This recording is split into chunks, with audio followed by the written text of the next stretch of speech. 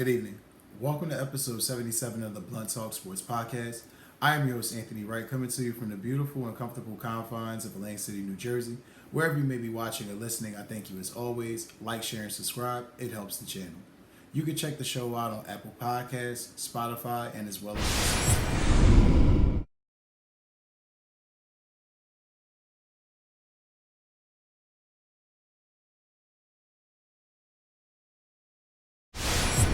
Substack. I have a lot of deep dives coming up, a lot of things I've been working on that were kind of like in the bunker. A couple deep thinking projects, something I want y'all to take into, not just sports related, but also political. Something I wanted people to think about coming into the upcoming election season. And definitely check out Apple Books if you're into books, and also check out Apple Music if you're definitely into downloading any of the latest songs and tunes that's coming up. Definitely check that all out. Mostly, like I said, just like you can catch the Blunt Talk Sports Podcast, you can check out a lot of these books and also music on Apple.com. So definitely plug into Apple.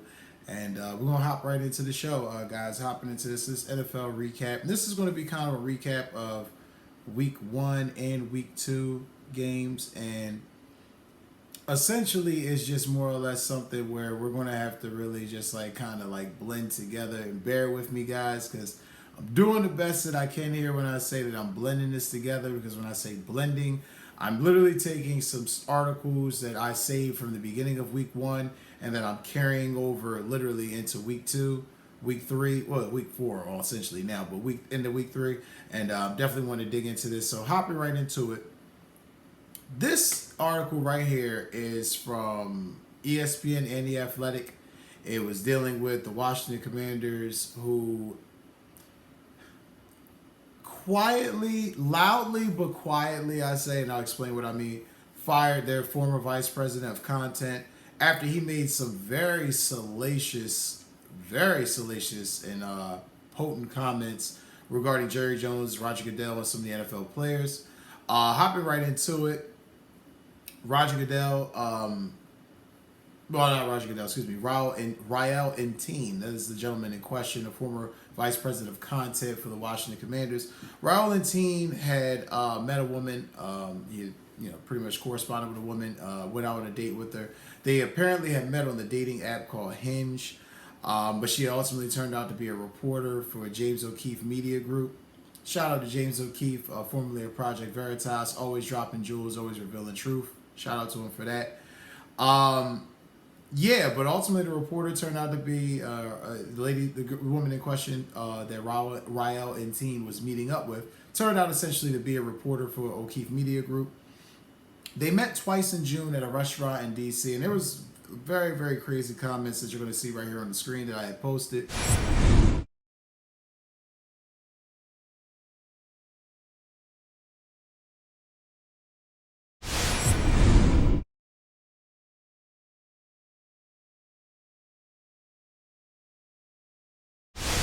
But hopping into the bulk of them, the ones that stuck out to me, which again, if you're after reading that, you gotta be kind of blind, deaf, or dumb to not feel some type of way after reading that. But some of the comments I really thought that was salacious.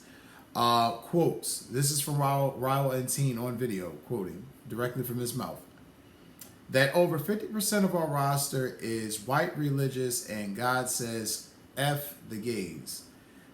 Their interpretation, I don't buy any of that. Another big chunk is low-income African Americans that comes from a community that is inherently very homophobic. That was deep.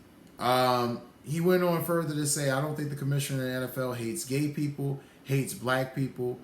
But Jerry Jones, who really runs the NFL, I think he hates gay people and black people. I'll be honest with you. The first comment I thought was fucking over the top, for lack of better words. Yeah, I mean, I'm not naive or dumb to make it seem like that everybody is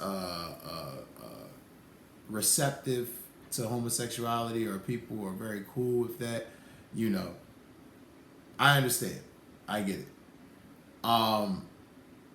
I'm not even saying that he's even 100% wrong about what he's saying, but the part where I take a very big inclination with, outside of his comment where about, half the roster being white religious and F the gays, the part that I really take exception with is another big chunk is low income African Americans that comes from a community that is inherently very homophobic. Well, if you feel that way, Mr. Antine, why don't you do your fucking research and wonder why, or research why that may be the case? Because that's a stereotype. I can definitely, vehemently, since he said inherently, tell you that is definitely a falsehood that is propagated by many affluent people. Doesn't matter, white, black, Spanish. There are a lot of people that propagate stereotypes of cultures and other races and creeds, and it's disgusting. It's disgusting, but he spoke his mind. As far as, I don't think the commissioner of the NFL hates gay people or hates black people, but Jerry Jones, who really runs the NFL, I think he hates gay people and black people. That I think has some validity to it in the aspect of Jerry Jones really runs the NFL.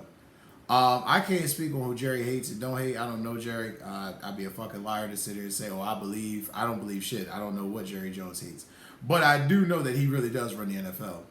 And the reason why I say that is, case in point, how in the blue hell does a man whose team has been downright mediocre and an afterthought, if you're talking about historically winning, within the past 30 years remain relevant and the most valuable franchise in NFL history? Well, real simple. You were crowned America's team 40 plus years ago. You won a lot of those championships 30 some odd years ago. And you put a stranglehold on the game. And I got to give Jerry credit for that. There's no hate in my blood for that. He did exactly what he was supposed to do. So Mr. Antine was definitely correct about that. Him running the NFL. I've argued that, for a long time, that Jerry Jones is low-key running the NFL. If Jerry wants something done, Jerry gets it fucking done, and the NFL doesn't. So no shock any there. One of the other comments, like I said, I have the other ones that you'll see listed within this video that you can read, and the article will also be linked in the description for you to definitely take a depth into, because I'm not going to regurgitate all the bullshit that came out of his mouth. It was a lot of disgusting shit, but one of the ones that I really thought was real deep was, he said he called the league's social justice initiatives performative. It is not done out of the goodness of their heart. It's done because George Floyd changed the game. It's to make as much money as possible. The NFL cares about the bottom line like any corporation above all else. I don't even think he was all the way wrong about that. I don't. After that situation, there were a lot of corporations that thought it was beneficial for them to capture onto the moment because, without getting too apolitical, guys, or political in a sense, we live in America, and America is one big ass advertisement.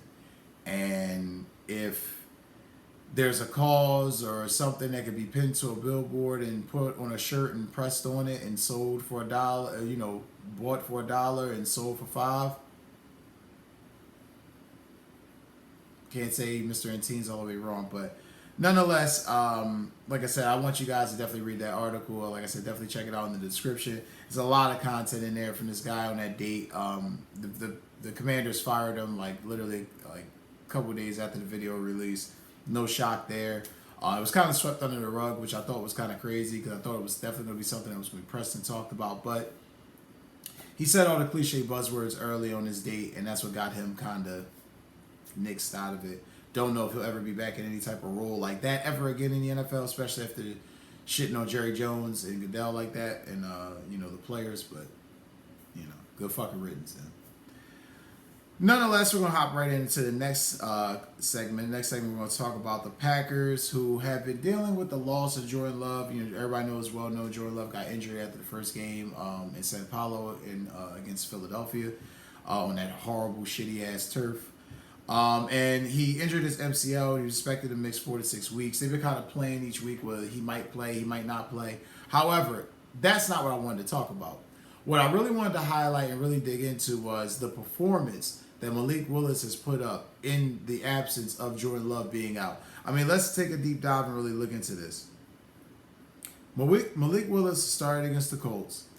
14 attempts, pretty much game managed. Didn't really give him too much. Allowed Josh Jacobs to really run the ball. Defense to really, tee off on Anthony Richardson. So it kind of worked out. It balanced itself. However, this second game, this game against Tennessee, was a coming out party for Malik Willis. He showed the quarterback that we thought he could be a couple years ago. He definitely took it to the Titans, beat the dog shit out of him. And it was just a great performance. Great performance. I must give Matt LaFleur credit. He is putting on a masterclass as far as coaching.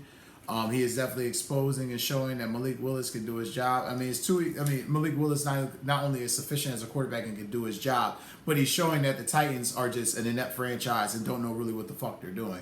You got rid of this kid. You have Will Levis in there, who is, in my opinion, a fake ass James Vanderbeek, varsity blues ass type motherfucker who, loves mayo. Just think about that shit in itself. This dude couldn't beat Sean Clifford at Penn State.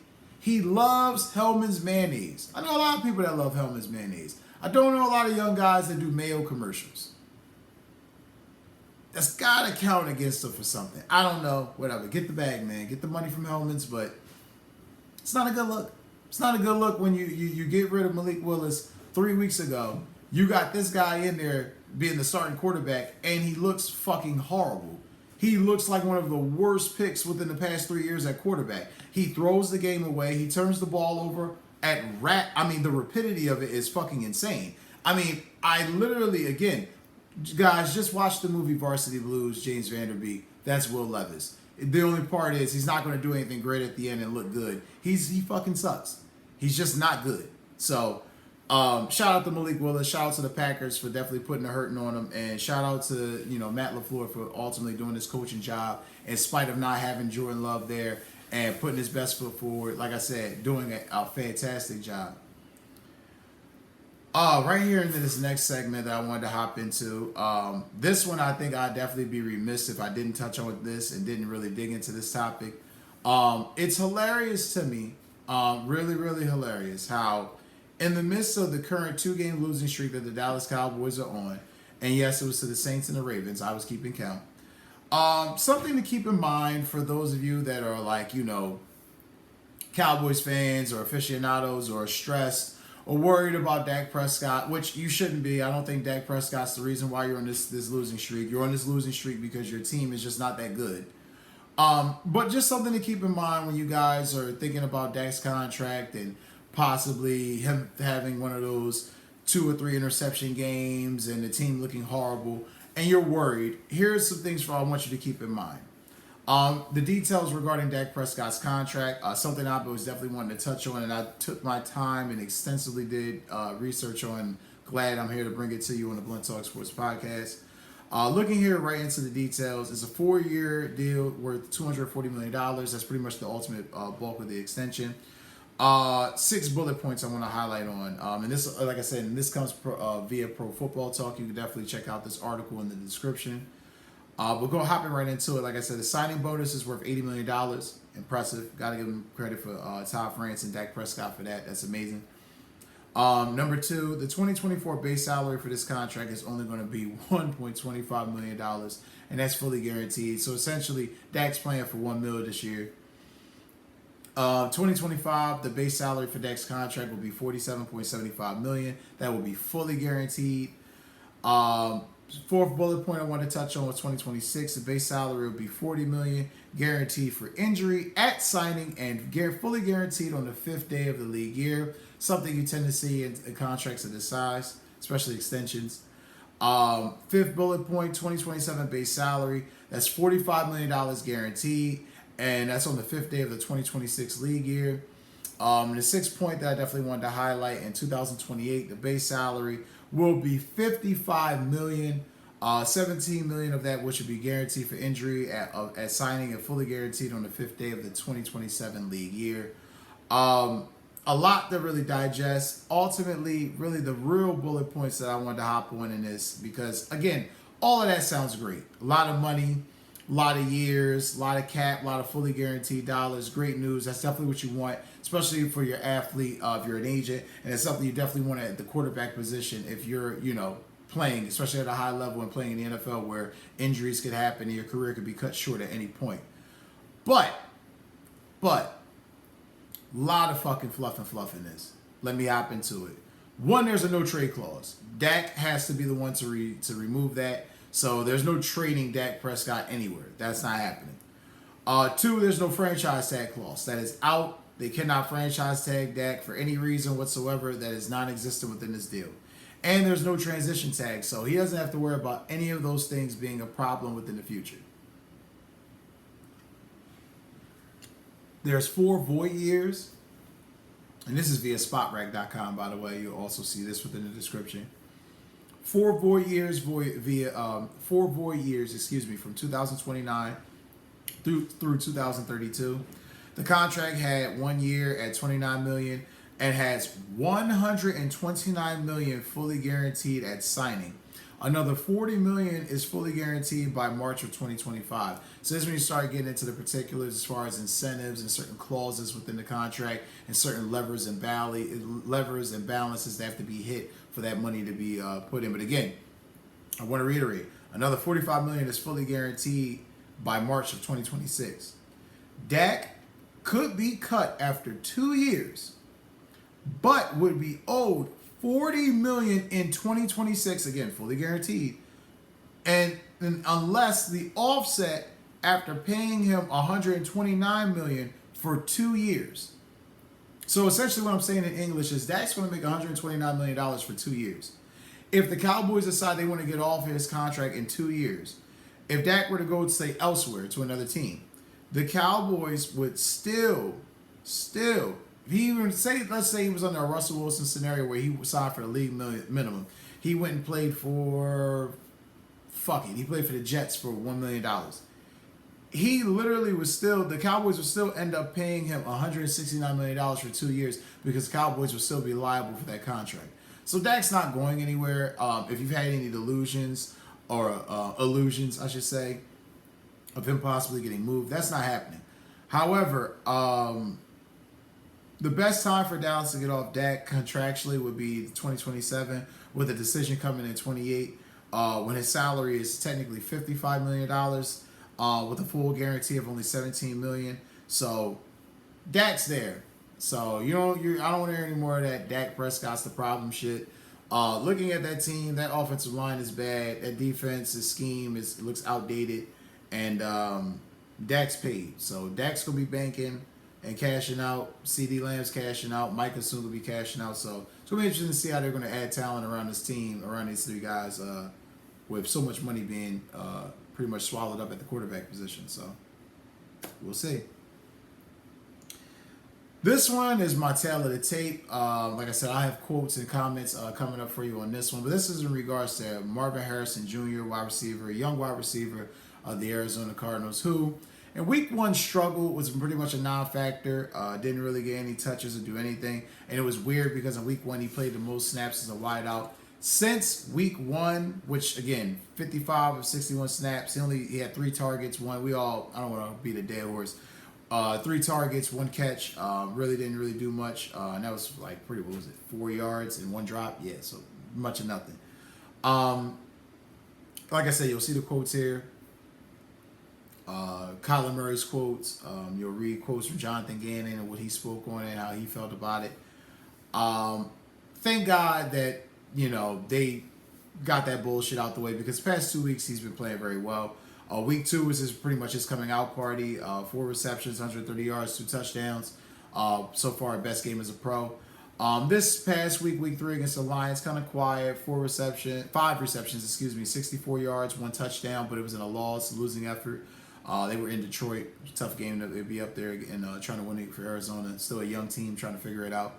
But I'm happy to see that Marvin Harrison is putting it together. I'm glad to see that Kyler Murray and those guys have stopped, making excuses and found a way to get him the ball.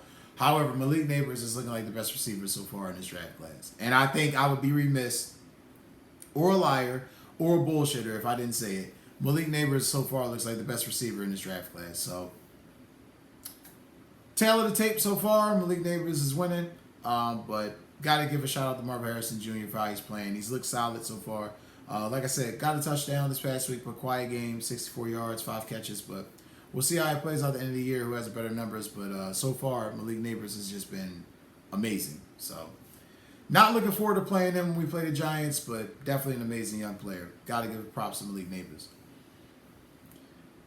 Hopping into this next one is another team that's been battling with injury, but found this past week to persevere, but have been struggling the weeks prior. That would be the Los Angeles Rams. Tough week 1, tough Sunday night loss to the Detroit Lions. Then follow that up week 2 with a blowout loss to the Cardinals. Things really weren't looking up. And then, I mean, you compound this, Puka Nacua on IR with a PCL sprain. You got Steve Avila, the guard, out with an MCL sprain. Backup tackle Joe Noteboom out with a high ankle sprain. Kevin Dodson out with an ankle sprain. Kobe Durant came back for this past game. He was out. He was battling with a day-to-day injury as far as with his toe. I think it was rumored to be turf toe or something of that sort. Nonetheless, they pulled out an amazing Week 3 victory against the 49ers. I have some X's and O's and things that I'll talk about that in a little bit, but I just want to more or less highlight the impressive play that the Rams have had as of late and how no Cooper Kupp, no Puka Nacua, no Steve Avila, Kevin Dodson out, Joe Noteboom injured, and they're still battling, still persevering. And I mean, overcame being down by 10 points late in that game to really come back and really put a hurting on the 49ers and really embarrass the 49ers. Really the shock of Sunday. A game that should have been wrapped up and sewn up. You had Brock Purdy playing out of his mind, playing outstanding. Costly fumble late in the second quarter that killed the end of a drive. That killed the drive that would have put up potential points. Jake Moody missed a field goal. Not looking good. Not good at all. This might be that type of year for the 49ers. I've been saying it all offseason. You got guys getting on the Madden cover. You got guys fighting for contracts. Debo coming back looking slim as hell, wearing the number 1 instead of wearing the number he's worn for, most of his career. I don't know, y'all. It just looks a little weird. But looking in that game, like I said, 49ers, and it was so weird because they had dominated most of that game. I mean, the 49ers pretty much did everything they wanted to for 3.5 quarters, or 3 quarters mostly.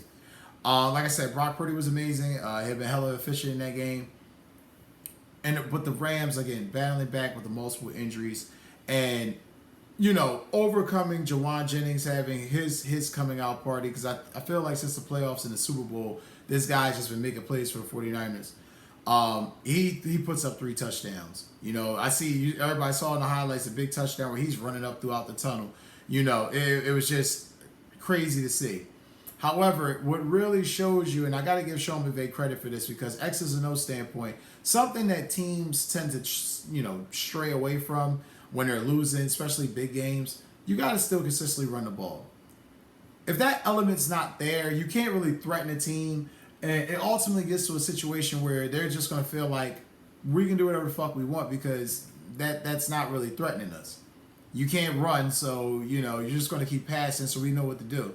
At least if you have the element of the run game mixing up a heavy, healthy dose of the running game, like the Rams do, like a lot of other teams, like some other teams, not a lot, but some other teams do, preferably, the Rams in this situation, that's what can keep you in this game. But when you got a team like the 49ers not executing, not solidifying, pretty much putting a check on, an exclamation point on this shit and, solidifying the deal and winning the game, this is what happens. You keep a team alive, you leave them lagging around, this is what happens. Like I said, Kyron Williams, 3 touchdowns. That running game kept the Rams alive. Matt Stafford, though, early in the game was decent, still trying to find his way. Late in the game, making excellent throws. But what I was very, very impressed with was how methodical he was with the ball distribution. As a committee, again, no Cooper Kupp, no Nacua. As a committee, as a group, a core, a receiving core, wide receiver, 16 catches, 221 yards. Impressive. Got to give those guys props for that. And it was like once Stafford and the Rams got the ball late after the 49ers and did absolutely nothing with it, keep in mind, at that point the game is tied 24 all. Like it's both 24, so it's crazy how things played out. The Rams, Xavier Smith, creates that huge play on special teams. Takes a punt return 38 yards, puts the Rams on the 50-yard line. And then the part that I'm glad got highlighted and got called that I've seen these guys get away with for the past 2 years. And I'm speaking about the 49ers cornerbacks and the cornerback play that they've had. Diamador Lenore, who I like to call Doo-Doo Lenore because he plays like shit a lot, very handsy, very grabby, likes to definitely get that tug in there, make sure a guy ain't getting that hip turn or separation. But like I said, Diamador, aka Doo-Doo Lenore, got called for illegal use of hands. And then to really compound this shit Sunday for the 49ers, you get Devondre Campbell on a defensive pass interference, which puts the Rams in position to pretty much ice the game with a field goal. Whack-ass Stanford lateral play, and then the game's pretty much over. Brandon Ayuk being a non-factor. Definitely was eager to fight on the sidelines, though, but was really a non-factor the past couple weeks. Looks like that holdout really did him in that offense well. Really well. Number one targeted receiver, but yet hasn't done shit since he's gotten the money. A lot of money tied up in the guys who ain't really doing shit for you right now. I hope this has been beneficial for you, Kyle Shanahan. You brought the gang back together. Boy, oh boy. Kyle. Anyway, hopping into the Carolina Panthers, and I definitely want to make sure I hopped into this subject and touched on it. Dave Canales, I must give you all credit, sir. Losing Derek Brown to a bad ACL injury after he got the second opinion. They ruled him out for the season a couple weeks ago, put him on IR. Spoke out about trying to make things easier for Bryce Brown, which I thought was hilarious at that point. And after week 2, and you'll see the comments here, I kind of felt like Dave Canales was through with Bryce Young shit. That you've coached enough football, you've played enough football, you've seen enough that when you're watching a guy play and he's running an offense, you can tell if a guy looks overwhelmed or doesn't really know what he's doing. And I feel like they gave Bryce Young a lot of credit. They allowed him to really swim and really try to figure it out and really try to grow. However, that being said, the shit was a complete abomination. It didn't work out. The kid won 1 or 2 games within the span of him being a quarterback. It's not good football. It's not sustainable football for anybody, any franchise. So seeing him benched in week 2, after week 2 was definitely a shock. I hadn't commented on it. I definitely thought they were going to give him more time, especially with the draft positioning. But again, I spoke about this, and I'll also make sure that I repost this because what happened with Bryce Young ties into the article that I did this summer on Substack regarding teams and the rookie wage scale and the success of rookie quarterbacks the past 25 years and how all this ties in. Because again, the reason the Panthers are even able to bench Bryce Young is because they're not paying him shit. Yeah, they're paying him. Don't get me wrong. They're still paying him number 1 pick money. It's not like he's getting paid, scrap heap dollars, league minimum. However, because of the rookie wage scale and the way first round picks are paid out at their position and what they get paid, it's a loss, but it's not really a loss because you're not really getting off him. You just really have him on the bench. If Andy Dalton flames out and at any point, you can still throw this kid back in and see what you have. However, I know for a fact he's done in Carolina. He's not getting that job back. It's a non-issue. I mean, let's be honest. Carolina looked like an actual football team when this guy was out. When Bryce Young was out of the offense, Andy Dalton in. And Andy Dalton's been there a year. He was there last year. He carried over into this year. The offense looks totally different with him in there. It actually looks like a functioning NFL franchise. The defense even played better and looked better. It was a great performance all in all. But as far as Bryce Young's concerned, bust. I think we can say it, bust. I mean, we have enough footage, and let's be honest. It took Sam Darnold and Geno Smith 6 or 7 years to get it together. Maybe that's what it might take for Bryce Young. But I know this much.